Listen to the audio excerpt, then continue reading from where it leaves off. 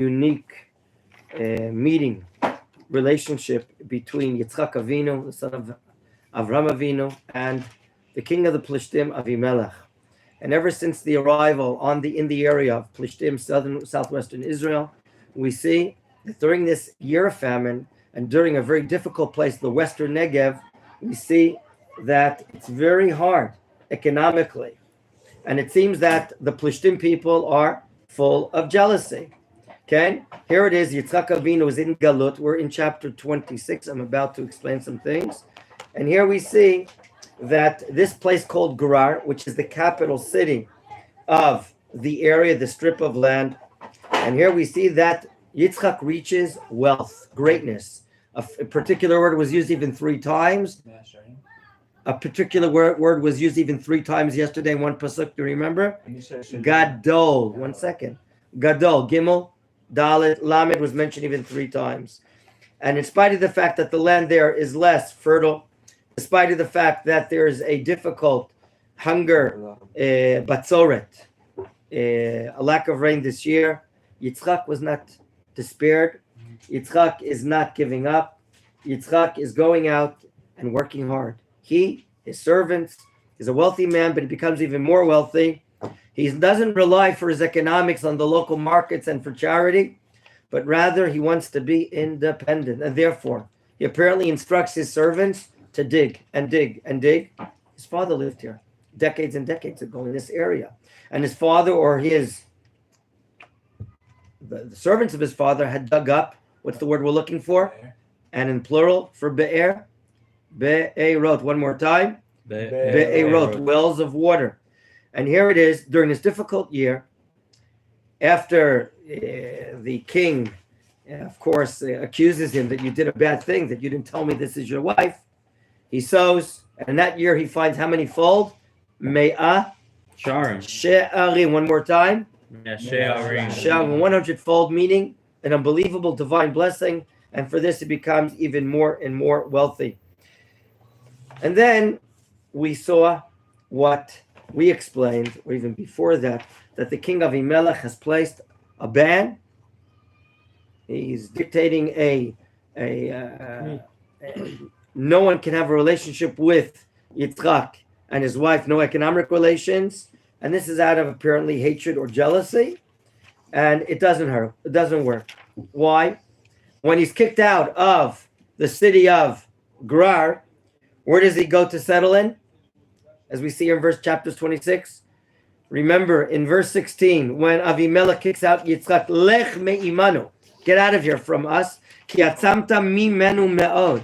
You become terrific or very wealthy, mimenu, meaning at our expense. That's how we explain this word. That's one of the ways that Rishonim explain it. Meaning, the king of Avimelech is going PR, public relations, to his people and saying about Yitzchak and to Yitzchak, you're becoming wealthy at our expense. You're causing us a loss. Remember, this year is a year of famine. And they're not doing well. Yitzchak doesn't fight. As a result, he moves back further east. He goes to a place called Nachal Gerar. Nachal Gerar, right? The brook of Gerar, which eventually leads there. In the wintertime, when there are winter rains, maybe rainwaters stream inside the Nachal. And there too, after moving, what does he do? He again he and his servants begin planting or sowing after they can, of course, dig for more matters. Now, this point where anti-Semitism matters are happening, which has been happening all throughout history, it's been a very common thing that you as a leader, if you're looking for a scapegoat and not blaming yourself, you often go and say, oh, you see this rich guy over here? He's the one at fault. This stranger, this rich, wealthy stranger, in this case called Yitzchak, he's the reason why the local economy is doing very bad. Now, Yitzchak doesn't fight it. He's a man of peace. He probably learned this from his father, Avraham Avinu. And he moves away to Nachal Gerar. And there too, he sees tremendous success. And what success does he see, as we're reading in verse 18? Vayashov Yitzchak, vayachpor et be'erot hamayim, and he, meaning he and his servants, are digging for be'erot, for wells, asher chafru b'mei Avram aviv. And what does he find out when he's looking for these wells? I don't know if he has a map. He finds out that the Plishtim have vayisatmum Plishtim. Do you see that inside verse 18? Everyone, please look inside. Okay, verse 18. The Plishtim clogged it up. Achrei mot Avram. So you already see, gentlemen. Please keep it quiet. Renan, please mute your phone. Thank you. We see that when Avram left the scene, the Torah tells in a narrative that the Plishtim clogged it up. That's already an act of blatant anti-Semitism. But what does he do when he reopens them up in the middle of 18? Vayikra lahen shemot. What is a shame? A name. He declares names, kashemot, like the names, asher kara lahem aviv, like his father did. Now, what would be a reason for declaring a name? Probably putting up a sign, a billboard sign. How is it useful? I think it brings recognition of the source. Very good. Where's the water coming from? Excellent. You're showing. The water itself represents sustenance and. But recognition of a source, but more than just recognition, it belongs to me. Mm-hmm. It's a name that you're giving is basically showing that it belongs to you. Remember, we're in the Negev. The Negev always has been a big dilemma, is the matter of water. It's always been a matter, how do we get water in the Negev? Okay? By the way, some of you should know topographically, there's a mountainous area in the Negev. And that regional area is called Har HaNegev, the Negev Mountains. It goes up to about 500 or 600 meters above sea level. Yes, it receives winter rains. And if you're on a certain side of the watershed, then the water streams, let's say, going west. And it could certainly go into Nachal Grar from the Negev Mountains going there. We'll see that on a map at another time. Maybe we go down. What's your question, sir? No, I'm not dealing right now with the historical matter. It's not right now the point of interest. The Plishtim are from an island off of the Crete area, but that's not the major matter. Are they Greek? Nah, I never heard that they were Greek. No, I don't know. What do you want to ask? About the wells. Were they built previously by Abraham? That's what it says here. Yeah, okay. And they were clogged up by the Plishtim. Mm-hmm. Now, he wants to live in this area. He can't go back to Canaan because in Canaan there is a Rav. It's the test. He's not allowed to go down to where? Yitzchak is not allowed to go down to where? To Mitzrayim. Who forbade it? Avimelech. No. Hashem. Oh, Hashem. Al tered Mitzrayim. Oh, okay. Now, it's clear that Yitzchak wants to return the lost wells. He's looking for the wells that his father built. And as we said, it could very well be that the calling out of a name is determining ownership over the wells. Mm-hmm. Now, while he is using these waters, he has a lot of flocks of sheep and cattle. They require water. His servants, he has a large household, require water. And it could be that they're undergoing new diggings. And already in the first digging, they're contested. Let's read it. How are they contested? Pasuk 19. Vayachperu avdei Yitzchak banachal. They're digging there in the brook area. Vayimtzu sham. Hirsch, get a chumash, please, a Tanakh. Look inside. Vayimtzu sham, and they find there be'er mayim chayim. This is very unusual. The Torah denotes that he found a water which is a be'er. A be'er, I know, is a well. But why does it say that it is mayim chayim? Apparently, this is the source of water coming out of the ground, of down below in the earth. And that's why it's called mayim chayim. It is a source of water. Yet here, in other words, it's the waters are not coming from the Nachal. There's a be'er. It's next to the Nachal, the brook. And the Torah says, you know what it is? These are waters that are mayim chayim.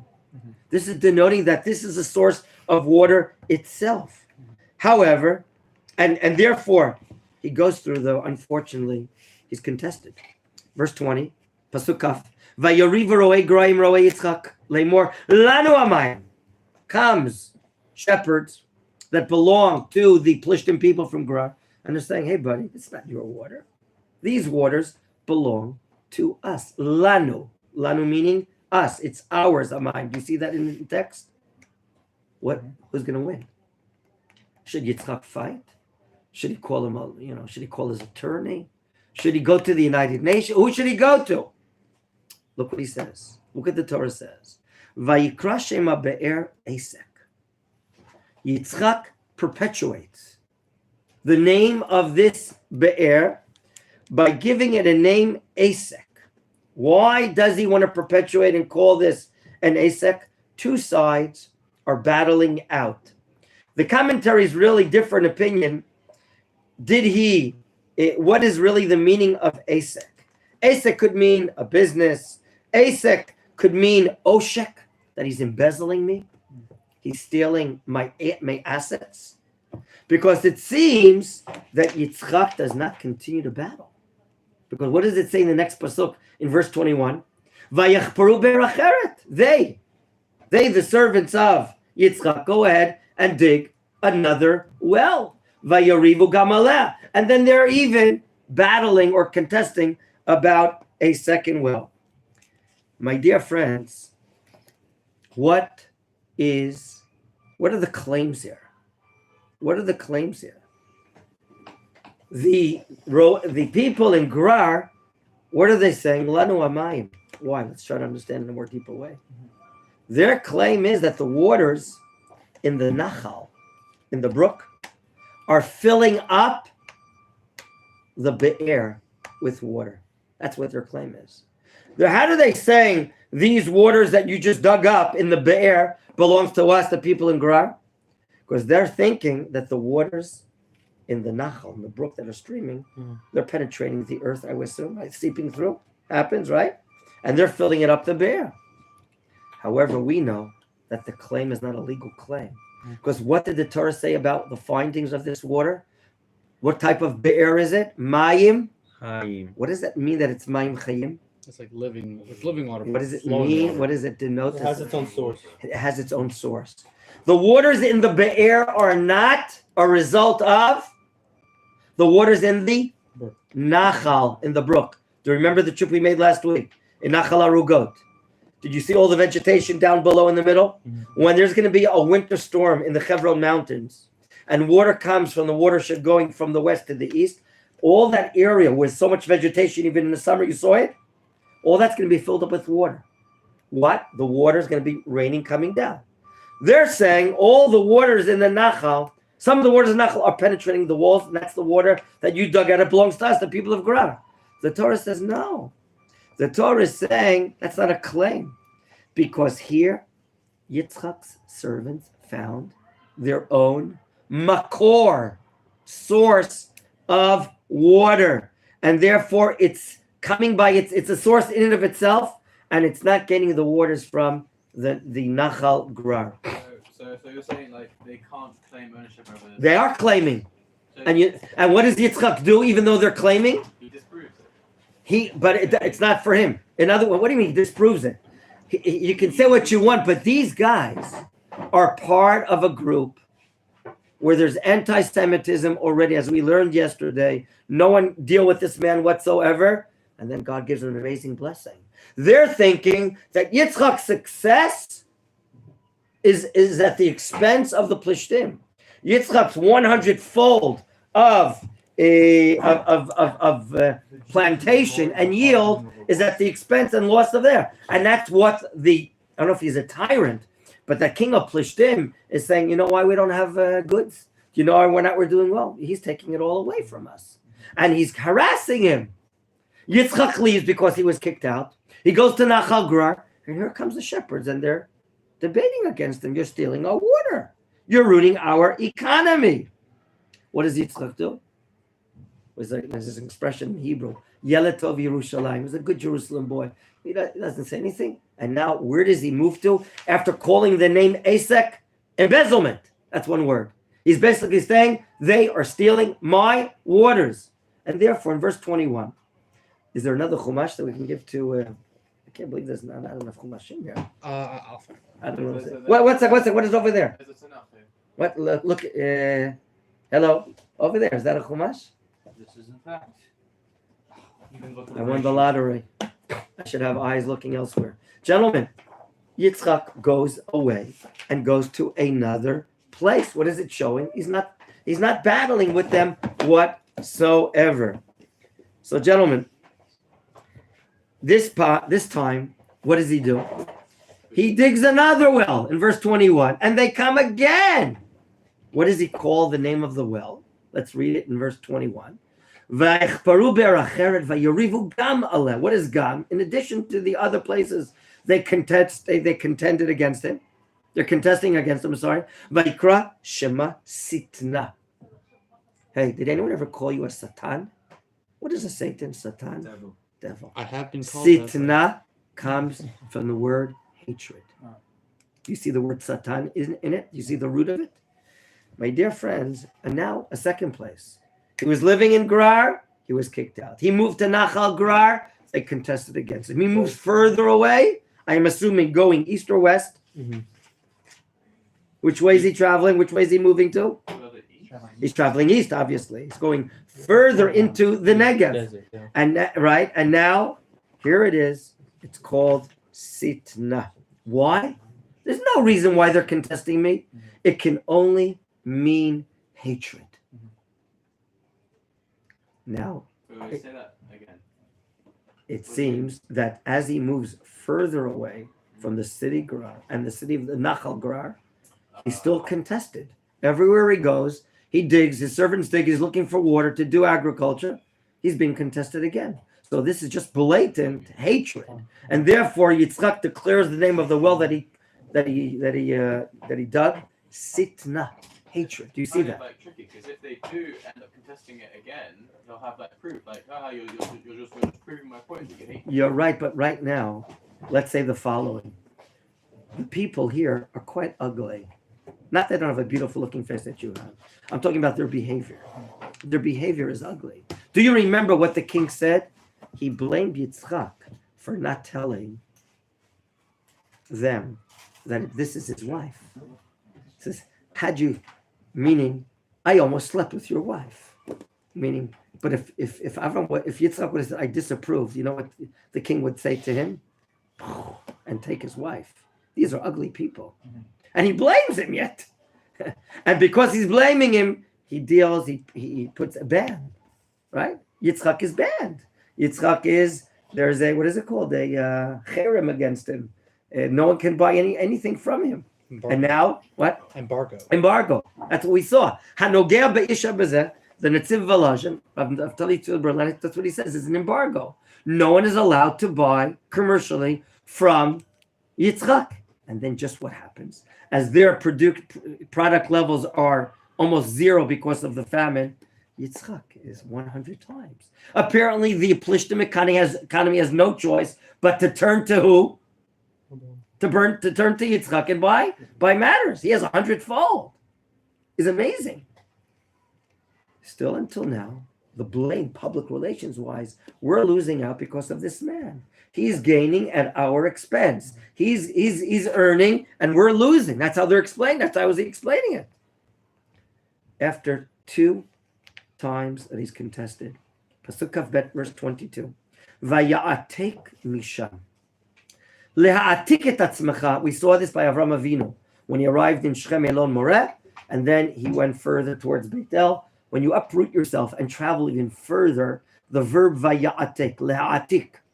Leha'atik misham, he uproots himself from there, he removes himself from there, meaning, I assume, like you said before, Ariel, he's moving further east. Vayachpor be'er acheret.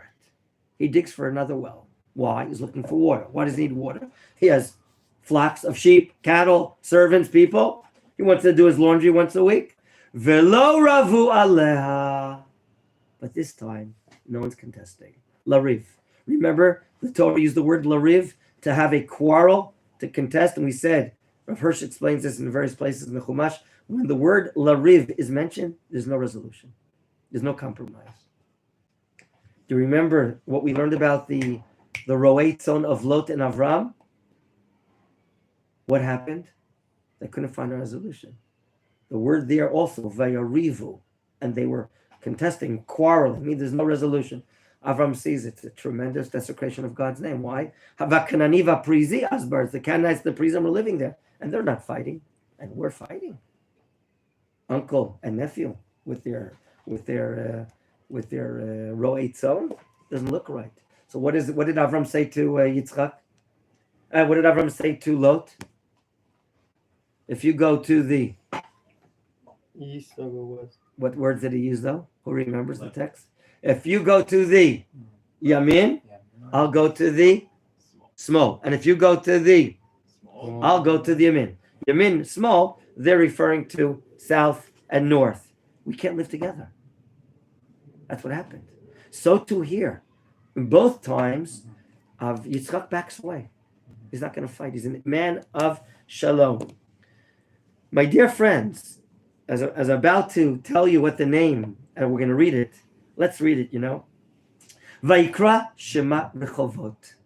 This time, the third time, he calls the well Rechovot. What is the root of the word? Rehov? What does a Rechov mean? Street. Why does it mean street?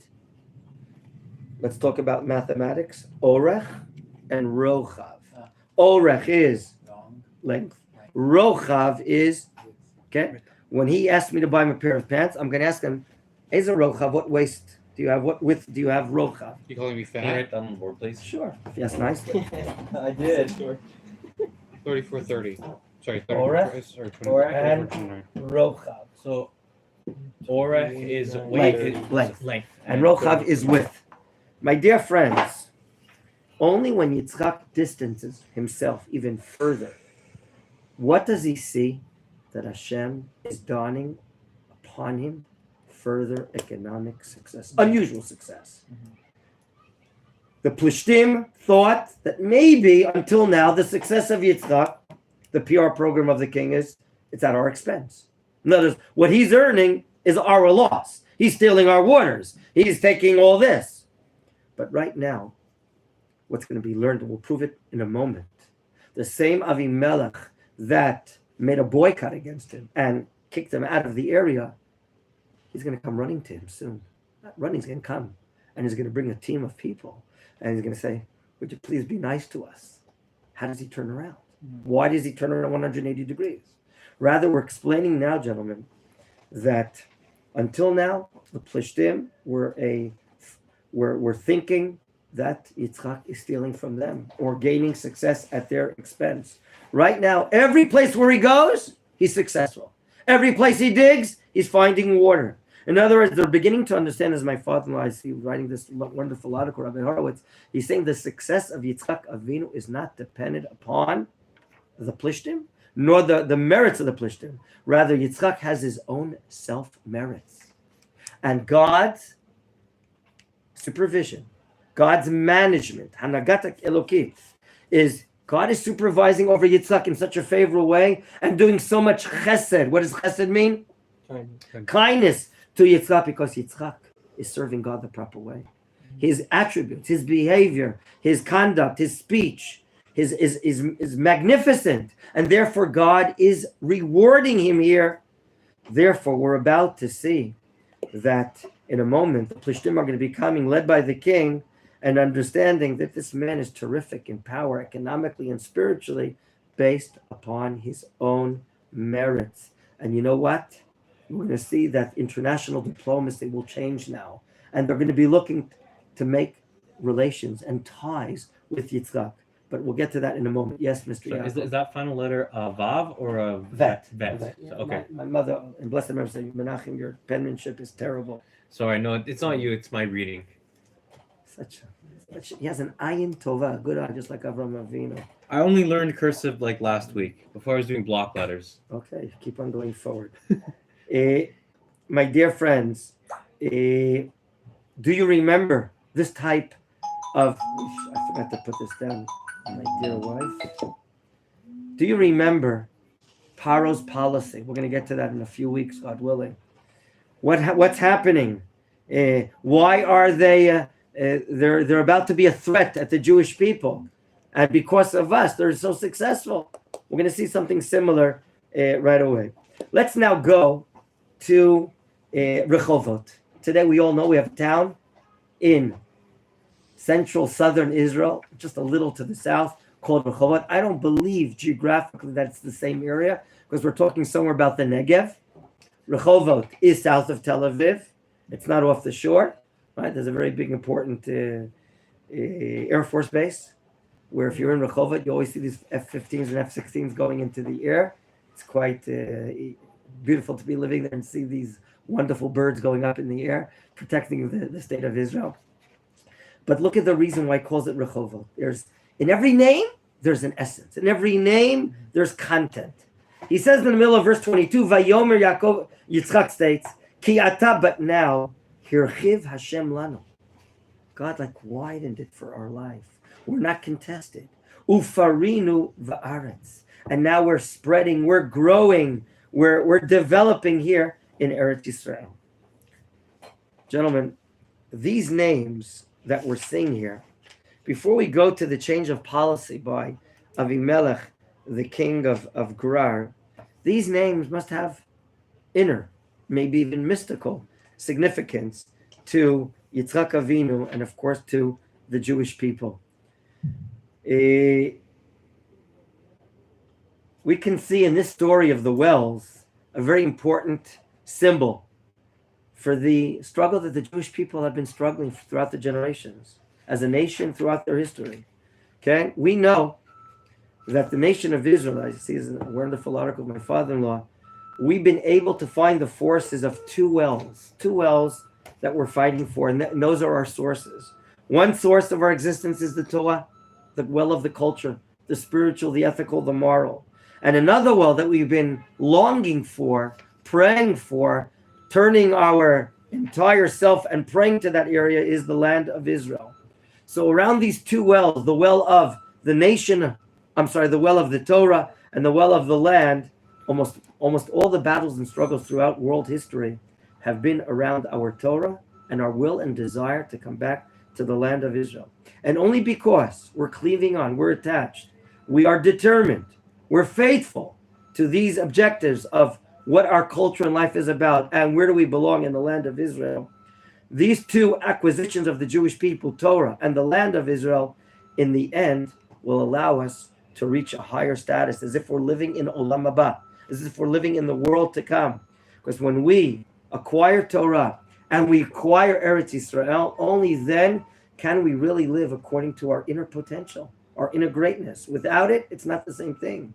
Living in gold is green is nice, but it's not the same as living in the land of Israel. This is the real thing without a Coca-Cola commercial, right? The real thing is Eretz Yisrael and not any other place. And that's what the famous Braita that some of you know, Rabbi Shimon Bar Yochai says in Masechet Shabbat, page 5.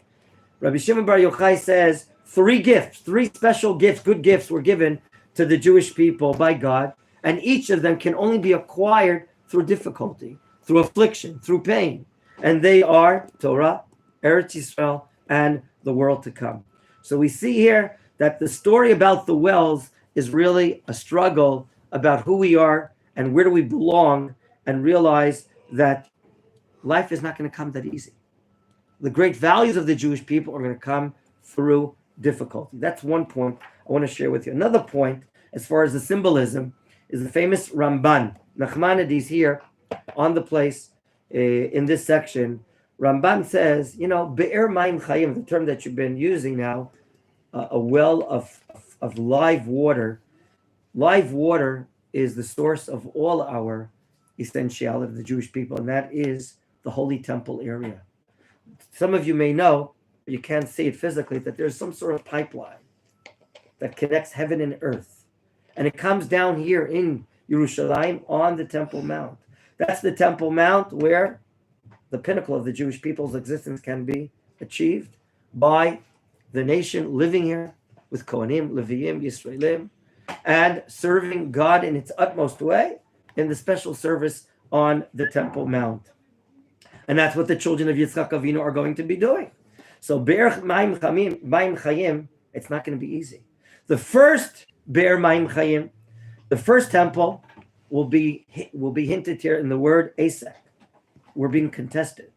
The first temple, many nations contested us as we had the first temple here. How many difficulties, how many wars, until it was destroyed eventually by which entity? First temple? By the Babylonians. The second temple, Be'er Mayim Chayim, is going to be called Sitna, hatred. It's even more hatred than the first temple where we're just being contested. Why is that? Because the second temple was even harder. It was even harder. Do you remember, some of you learning with the great Rabbi Weinstein in Tanakh in the time of Ezra, right? There was an okay given by the Persian king to start rebuilding the second temple, yet construction was halted. Did you learn about that? Who was it halted? The people of Haman sent out these white papers like the British did, and they sent out papers called Sitna, the same name here, Sitna, hatred, and against the Jews living in Judea and Yerushalayim, as it's stated in Ezra chapter 4, the temple was halted. Sitna, that's what's written in the book of Ezra, the same word, the word of hatred, and they stopped it. And that, of course, brought us to the ugly galut of 2,000 years of terrible times, especially versus the Christian world, until we're going to get to the third well. What is the third well here called? Rechovot. No longer going to be contested. That's hinting to the third temple. The Ramban says, Nachmanides says, okay? The third temple that'll be built, God willing, speedily in our days, we're hoping God willing, right? It's not going to be contested. Not only that, but when we read all the prophecies of Isaiah and others, they're going to come knocking on the door. How can we help you? Can we build? Can we give you raw materials? They're going to be rushing here. There's not going to be a lane of landing at the airport open for a moment. Planes are going to be coming all the time, both Jews and Gentiles, at the time of the ultimate redemption. That's Rechovot. No one's going to be contesting the Jewish people, and the temple will last lanetzach, in perpetual time, forever and ever. So this is an interesting matter. What happens to Yitzchak Avinu will happen to the Jewish people. We said it in Parshat Lech Lecha. Were you still in British Columbia, right? We said the following in the name of Ramban. When we're learning about the patriarchs, we're not learning about history. We're learning about ourselves. Quote, Masei Avot, Siman Labanim. I say it one more time, you repeat after me. Ma'aseh Avot, Siman Labanim. What happens, the events, Ma'aseh. What happens to our patriarchs? That's a sign what's going to be happening to the Jewish people. That's why these accounts are recorded, amongst other reasons, that we're learning about what's going to happen to the Jewish people. Okay. After the building of Rechovot, it's pretty empty in the Negev where he is. Look where Yitzchak decides to move to. Pasuk Kaf Gimel, verse 23, Vaya'al Misham Be'er Shava. He goes up. He's leaving this part of the Negev and he's going to Be'er Shava. Did we ever see the term, the well of Shava? Shava? Who was there? Avraham Avinu was there. We're soon going to recollect why it's called Shava. Is it a number Sheva? Or does it come from a different term? But he goes up to a place where wells were dug by his father. Be'er Shava, today we know. Ben Gurion, the visionaries of the state of Israel, was a very big, prominent actor that we don't neglect the Negev. And he was very much in building the city of Beersheba, right, which became the capital of the Negev, so to speak. And it's very much in the Negev. It's very, it's wilderness type of climate there. It's hot and dry, very little rain. What happens when he moves to Beersheba? Pasuk Kavdal, verse 24. Vayera ilav Adonai balayla hu, vayomer Anochi Elohei Avraham Avicha. Al tira ki itecha Anochi uverachticha verbeiti et zaracha ba'avor Avraham Avdi. Like his father Avraham, Yitzchak too merits a revelation of God. This is what we call the hot phone, the red phone. That's called prophecy. The highest level of communication between God and the nation of Israel. And here we see, prior to the Avot, to the patriarchs, is through Nivuah. Now, I'm trying to understand, without having a degree in psychology, that if God comes to Yitzchak Avinu and he says, I want to introduce myself. Anochi Elokei Avraham Avicha. See the guy sitting next to you? See? This morning in the Shemon Esrei, he said, in this highest level of prayer to God, Baruch Atah Hashem, Elokeinu, he's the national God of the Jewish people. Velokei Avotenu, he's the God of the patriarchs. Mm-hmm. And then we say distinctively, Elokei Avram, the God of Avram, Yitzchak, Elokei Yitzchak, Elokei Yaakov. What does that come to mean? Rabbi Levi, in the wonderful sefer called the Kuzari, explains that each of the three patriarchs merited prophecy. The fundamental point of our belief in the God of Israel is what they said, maybe in British Columbia, seeing is believing. When we see God, when we sense godliness through communication, that is the greatest proof that God communicates with the Jewish people. When we, and only we, have this divine talent, art, called the art of prophecy, the talent of prophecy, and God prophesies to Abraham, and he prophesies to Yitzchak. And therefore, he introduces himself, I am the God, Anochi, I am the God that spoke to your father from Avinu. And now I'm revealing myself to you. That's number one, identity. Number two, why does he say, hey, don't be afraid. Al tira, ki itcha anochi. Where is there room to be afraid? What was he afraid of? Yes. Anyone know? Look, what's happening on the international scene here? He's been kicked out of Gerar. Other times, he's been contested by the Plishtim. He's had tremendous success. What could they possibly do? What could the Plishtim possibly do? Take revenge. Good. They have a war machine called an army. Yitzchak has a group of people that are his attendants, his servants. So it could very well be that the fact that God is saying, Al tira, don't be afraid. Right now, what's going on in the heart and the psyche of Yitzchak Avinu, he's fearful that they might attack him. And the future of the world, future of the Jewish people is at stake. But God says, don't be afraid. Ki itecha, with you, anoch, I'm with you. I'm protecting you. I'm preserving you. And not only is there not a need to be afraid, but you're going to even get more. Uverachticha, you're going to get further blessing. Virbeiti zarcha, your zera, your seed, your future descendants are going to be a multiple number. Why? Bavor Avraham Avdi. Because of Avraham Avinu, Avraham, my servant. Now Yitzchak has his own merits. But look, Yitzchak grew up in the house of Avraham. He had a good teacher. Who was Avraham Avinu's teacher? What was his name? What's the name of his father? Terach. What was he a wholesaler for? Idolatry. That's a terrible house. It's going together with terrible attributes. And the understanding that, the lack of understanding there's the unity of God. My servant Avraham, I'm going to protect you also because of Avraham. What is the reaction of Yitzchak? Is he encouraged? Is he even enthused after he gets this revelation in Beersheba? Pasuk Kafeh, verse 25. Vayiven sham mizbeach. He goes into the construction business and he builds an altar. Vayikra b'shem Hashem, and he calls out the name of God. Whoever's passing by, how do you do? Want a cup of tea and some sponge cake? Let's talk that there's goodness in the world. There's a God in the world. He even talks to me and talked to my father. Remember, Yitzchak's father, Avram, what was he called by the local Gentiles inside Hebron? What was he called? Nesi Elokim. You're a prince of God amongst us. In other words, Avram is well known already for the last decades. And apparently Yitzchak is also well known. So who? Yitzchak? Must be. He's the son of Avraham Avinu. He's going here, and he builds a mizbeach, and he calls out the name of God. And then what does he do? Vayet sham aholo.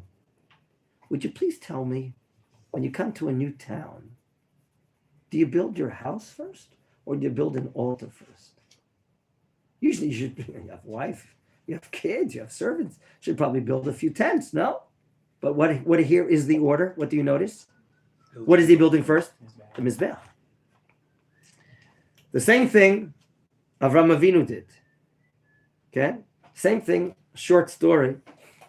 And when I went to study in Yeshivat Beit El, So I found out when they started doing construction in the late 70s, early 80s, they also built first a stone building for the Beit Midrash while there are caravans all the way around them.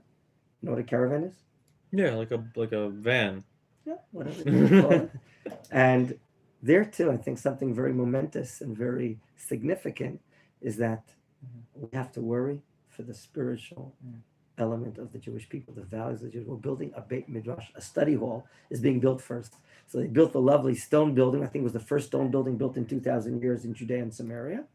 Okay. And then they started building dormitories, and other people started building their private homes in Vilot in the early 80s in Beit El. So apparently we're going today even in the derech and the way of life of Yitzchak Avinu. Yitzchak Avinu is impacted by this great promise of God, and therefore he built a mizbeach. Why does he build a mizbeach? What does he want to do? What is sacrifice? What else even before that? Thank Hashem. Thank Hashem. A place where sacrifice goes to be a place of prayer. Through this stone building, I'm directing my prayer to heaven. That's how it was done in biblical times.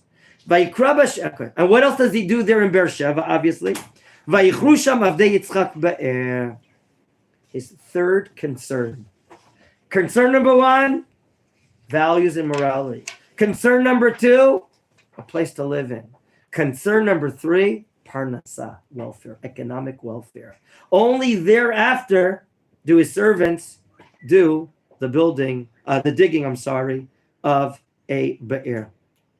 And now, like the promise of God, don't be fearful, I'm with you. All of a sudden, it seems that the Plishtim, their skin turns a different color. Let's go on. Pasuk Kava, verse 26. Avimelech halach ilav. Avimelech is on his way there. Migrar, he's left western Canaan, by the Plishtim area. And here it seems that he has an entourage.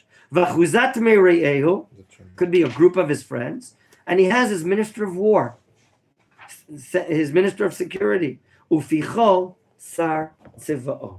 Here, this is something fantastic. After the tremendous policy of Yitzchak, not fighting, but distancing himself from Avimelech, from Gerar, and all the great success that Yitzchak has experienced, now who's knocking on his door? Avimelech. The same Avimelech that showed anti-Semitism, showed hatred. His own peoples were contesting every time. But not only does he comes with his Sar Tzava, his defense minister, and a group of people. There are different meanings exactly what the group of people is. And they're all coming, apparently, to say something. Let's just stop and re-utter or remind ourselves. Avram Avinu, what did he do? What agreement did he make with Avimelech? Could be the present king, is also the former king. Remember, all Plishtim kings were then called Avimelech, my father the king. Mm-hmm. What agreement did Avram Avinu make with Avimelech? Do you recall? He made a brit. We're not going to touch you for 3 generations. Mm-hmm. And then thereafter, what happened to Avram Avinu? Thereafter, the next chapter, Akedah. Do you remember that I shared with you the Rashbam, the grandson of Rashi, with his explanation? What did the Rashbam say? That the test of the Akedah as if was punishment to Avram Avinu for making this Oslo Accord. Mm-hmm. What do you mean? You're giving up your title over the land of the Plishtim. Who gave you the right to do so? Mm-hmm. You're not going to contest them for 3 generations? Now, there was a brit made, a covenant made. And sheep were handed over. 7 sheep were handed over there. The question is the name of the place there out of the 7 sheep, or is it made out of an oath? Gentlemen, was that agreement kept or not? No. How was it not kept? The first generation that comes along. Who's breaking? Who's breaking the agreement? The next, Avimelech. Avimelech, Melech Plishtim, and his people. It seems that they've broken this agreement that Avram Avinu made. Now, your Yitzchak Avinu, all of a sudden you see all these camels. The king is here himself with with his defense minister. Mhm. And what are they coming to say? Everyone follow Kaf Zayin, verse 27. Vayomer aleihem Yitzchak. Madua batem elai. Vatem sneitem oti. V'tashalchuni mi'itchem. Now, without being British, is Yitzchak very polite here? Not at all.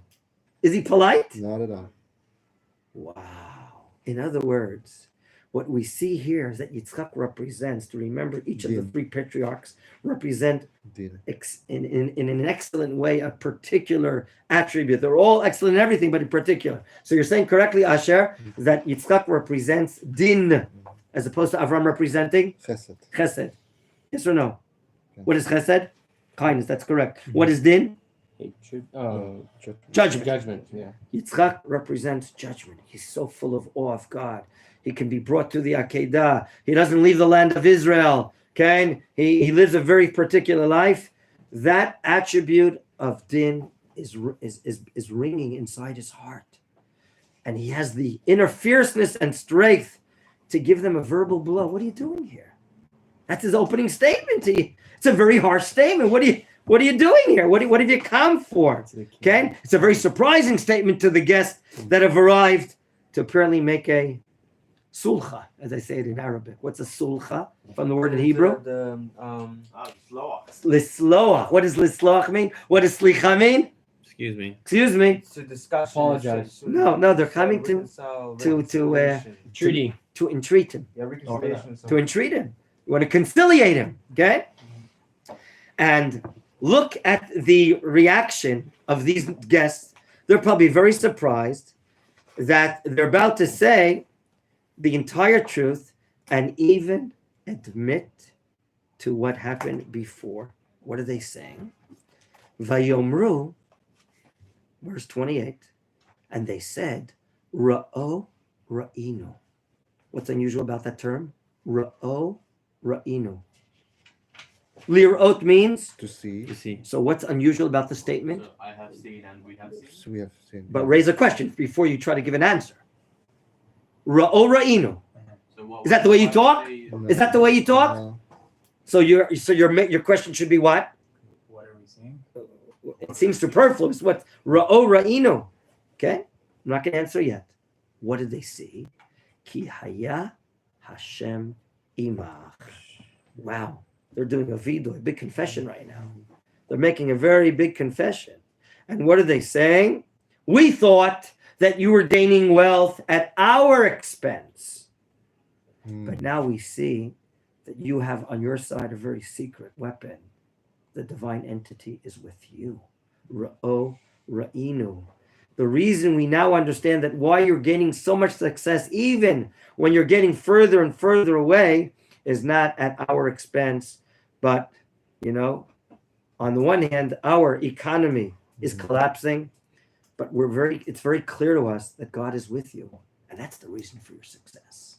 Wow. That is an amazing statement that they're saying. Ki haya Hashem imach. By the way, you can see Rashi down below that he's asking this question. Do you see it? Verse 28. See the two words, Ra'o, Ra'inu down below. Rashi purposely quotes these two words and these two words only because this is what he wants to analyze. But by his statement of saying 4 words, you'll understand or infer the question he's asking. Rashi says, and I'm reading, Ra'inu be'avicha, Ra'inu becha. Can you understand Rashi's question? Ra'inu be'avicha, Ra'inu becha. Why is the word lir'ot doubled up here? What is it coming to teach us? Person doesn't speak and say Ra'o Ra'inu.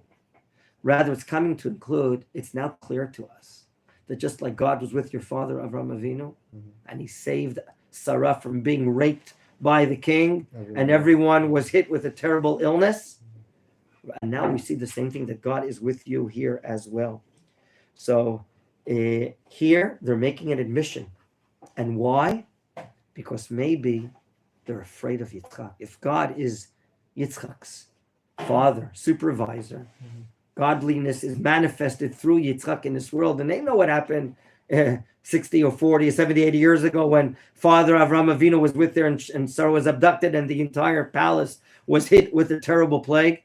They're messing with God. They don't want to mess again with God. And maybe they're afraid that Yitzchak will attack them with God on their sides. And therefore they proposed the following. Vanomer, and we said, Tehina Allah beinotenu beinenu uveinecha. Let there be an Allah, an oath between us, between you and between us. In other words, it's clear to us that we broke the agreement. And let's reinstate the agreement that you will not attack us. You will not conquer us. Okay? And they're asking, look at the ending of the Pasuk in 28. V'nichrata virit, and let us establish. Lichrot is to cut. Make things cut clear. This and that, right? An attorney, when he makes a treaty, when he makes a pact, it's cut clear. The wording has to be very obvious and not blurry. Lichrot is to cut. I can cut wood with the verb lichrot. But also I can make it a document, establish an agreement that it's cut clear, and therefore the verb lichrot is used for agreements. V'nichrata virit, let us establish a brit with you. Okay, so here it is. They want to redo the brit, okay? And they're basically asking what? Don't hurt us. Look at the wording and see how fair or not the Plishtim people are, led by their king and defense minister. Pasuk Kaftet, as we're coming to the end of this section. Im ta'asei imanu ra'ah. I know and you know that im is a word of how many letters?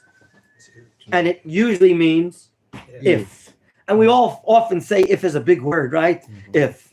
But when we're talking about an agreement, when we're talking about a brit, im means that we will not do. Im ta'asei imanu ra. We're asking you not to do bad with us. Just like what? Kasher lo niga'anucha. Just like we didn't do bad to you. What do you mean did he do? What do you mean did he do bad to you? What this guy lies? He's pulling a quickie by Yitzchak Avinu. Let's follow up. V'chasher asinu imcha rak tov. We did good to you. What in the world does this diplomatic guy mean? What does he mean we did good? What does it mean? You, Mr. Avimelech, is talking. By the way, when Avimelech is arriving on the scene, he's not even called King Avimelech, because Yitzchak is ready to tell him harsh words. He's ready to be very harsh and give him a piece of his mind. It's called like Avimelech and not Melech Avimelech or Melech King Plishtim. What good did we do to you? Look, we could have hurt you. We could have, I know that we kicked you out, but we could have done worse things to you. We could have killed you. We could have abducted your wife. What do you say to people like that? That's the goodness they're doing to you. What do you tell people like that? With friends like this, Who needs enemies? who needs enemies? Do you understand the direction of thought and wording here by the king? We were very nice to you. What do you mean nice to you? They kicked him out. They put a boycott on him. Gentlemen, like in history, we've seen this many, many times. Don't expect favors from Gentiles. Don't expect, even if they promise. We've had a lot of promises from a lot of Gentiles. Some of them are very, very Hasidic and saintly. But many throughout history we see, in many lands where we're sitting, and in time of Galut, that they're liars. They're not trustworthy. In any event, Avram Avinu, Yitzchak Avinu, is a man that apparently, as I'm reading by my father-in-law, he doesn't like machloket. He doesn't like a dispute. And therefore, he doesn't continue to speak about the past. He could have rebutted. He could have argued otherwise. But maybe he's like his father that's always seeking peace, right? His father didn't have to save Lot. Lot was a terrible nephew. In the end, he says to him, as the Midrash says, I don't want you and I don't want your God. Then he goes down where the casino tables are, where they're playing billiards all the time and betting money, with the horse tracks? Yeah. In Sodom and Amorah, right? And then the 4 kings overcome the 5. Lot is a POW. And comes Avram Avinu running after Lot to save him from being a POW. I read this yesterday. I'm happy that you read it, aren't you? I mean, I'm happy too. Well, if you're happy and we're happy, we should drink a l'chaim. Just get out some JB later. In any event, we have a very important lesson here, gentlemen, and a few points I want to end the show with this. divine supervision is over Yitzchak Avinu. And even when he's settling as a stranger, in a galut type of place, living, I know it's the land that belongs to the Avram Avinu and the Jewish people thereafter, but right now he's under his leadership, he's paying taxes to him. Perhaps he's living in that area. He's able to make tremendous success economically, which talks about what the Jewish people will happen to them in the diaspora, in the galut, that they'll be able to maintain their lives economically as well. But remember, Yitzchak doesn't sit back and twiddle his thumbs. Until now, the personality of Yitzchak, he is nif'al, passive. A shidduch is brought to him. He is brought to the Akedah. Here we see, when he has no other choice, he's involved in efforts, actual efforts, prayer, digging wells, doing tzedakah. And the phenomena that we saw, that he is evicted, he is kicked out of the land, it's something that happens to Jews in the Inquisitions and other places, from one land to the other land. The truth is, as the Or Sameach, Rav Meir Simcha from Devinsk, explains in his great work on the Chumash called, what is the Or Sameach? So that's the Or Sameach is the work on the Rambam. What is it called? I just forgot, I'm sorry. He writes that all of these inquisitions and places that are being kicked out is in order to infuse in the Jewish people, get back the dream, to come back to Zion. Okay? And furthermore, the control of water sources in the land of the Negev, the land of the Plishtim, is a matter of life and death. With water you can survive, without water you cannot, especially for those that are the owners of flocks of sheep and cattle with tremendous numbers like Yitzchak Avinu is. As a result, the Torah is not short on this story about his battle of financially maintaining himself and his gigantic estate. And the fact that the Plishtim have, ever since Avram left the scene, that they have clogged up and filled up with dirt these be'erot, these wells of water that Avram dug in the land of the Plishtim once he died, which of course is a clear how do you say, negating the contract? What is the word? A violation of the brit that Avram made with Avimelech. The fact that they clogged up the be'erot of Avinu is a clear violation of the brit as well. So Yitzchak here, all his efforts, he's trying to regain ownership by redigging the places that his father had and doing name calling. He's trying to establish the re-ownership of the areas that have been, wiped away by the Plishtim. And in the end, we see that the Plishtim come to Yitzchak and admit that we made a mistake, that we understand that God is with you. And therefore, we're seeing for us, the last thing I want to say is God's direct management in our world is often a result of how we behave, the chesed we do, and also judgment. Okay, Avram Avinu was a man of chesed.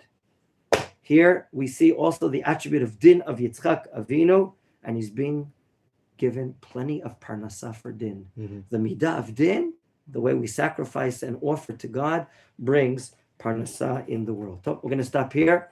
We'll continue with some points. Bevakasha, after tomorrow's haftarah shir,